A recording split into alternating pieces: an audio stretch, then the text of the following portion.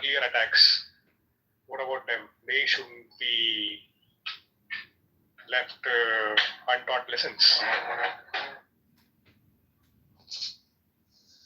I think Indians appreciate and value the idea of free speech. It is something central to a civilization. Voices of dissent are built up in India, not just merely tolerated, but we value that. So in open societies, if individuals with multiple positions want to peacefully articulate themselves, then India would have no problems with that.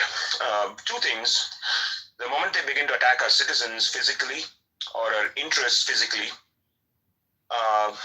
we would certainly take cognizance of that and continue to work with the authorities to avert that or bring them to books. Aside from that, we'd also continue to lean on these countries to make sure that the law isn't broken in their thing. That's entirely their discretion.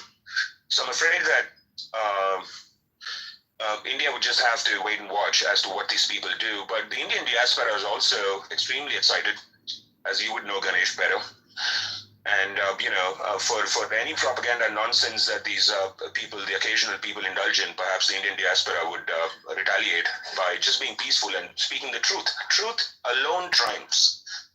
Satyameva jayate. It's not truth triumphs. Truth alone triumphs. And every Indian would be invested in that idea.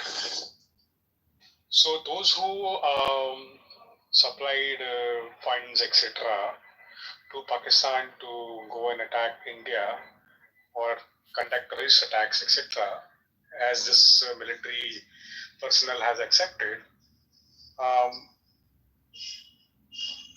reiterate the question.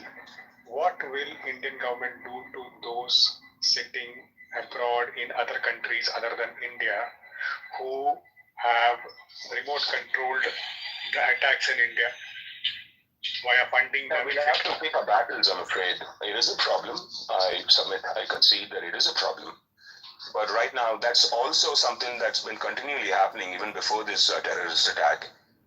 And there are no easy options on the table. What India can do is to push them back on FATF, as you would know, and try to dry up the pond for Pakistan, and then continue to work with global authorities towards making sure that these people are pulled up. But there's nothing else that you can do. I would say safeguard your borders and focus on economic growth, but at the same time push back against Pakistan and push back really hard. But get rich before you get old. And Indian focus should continue to be the economy, and pick your battles real wisely. Yeah, battles need to be picked wisely, but then we have to keep records of who did what. And I think those people who did all those maybe in their old ages right now, and we need to bring them to, we have to ask Pakistan who were the US officials, etc., and the UK officials, etc. I'll be naming the countries very, very openly. Who were they and who has funded, and give their names. So they have to be brought into international courts and they have to give answers. Yes, India could do that. It's not an either or situation, of course. I agree with you that India has to press for transparency, no question. And there's also a sense of remorse that seems to be brewing, generally speaking, amongst Western societies, and they're waking up to this, the Pakistani problem. And I think generally speaking, if India can work more closer ties and make sure that we are able to avert these situations, it will be even better.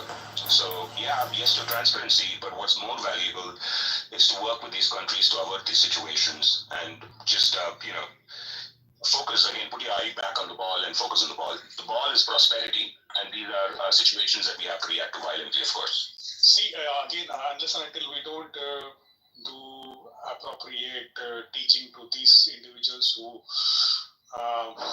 the allegations are there now, it is for them to work on those allegations that the Pakistani personnel has done. We have to expect a reply from those countries, and whomsoever was involved, they need to come and tell what exactly are you going to do about these people who are in your countries. You're not going to change your mind, Ganesh. It's just not you're not going to change an Islamist's mind. I'm not talking about. identified already, and we have been see unless and until the cancer is entirely removed from their roots, it is probably going to return back, and that should not be the case. We have to do a proper exercise so that all the people involved in the past also have to be taught lessons so that the message is clear and crisp that if you disturb Indians unnecessarily, you will not be spared. That message has to go clear.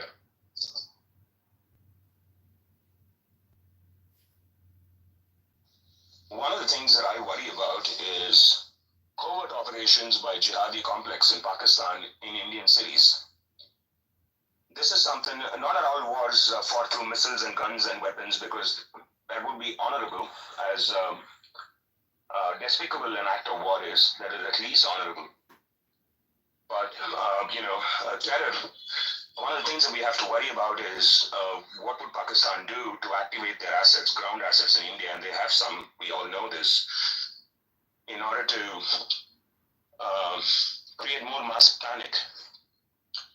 And that's something that we need to focus on. And I think what you're saying acts as a carpet, a runway for those events. So you're right, we have to worry about this. But right now is the time for us to teach these guys a solid lesson. And then we have to fight future wars on an as and when basis when they do occur. There are no good answers. There are no good options on the table, I'm afraid.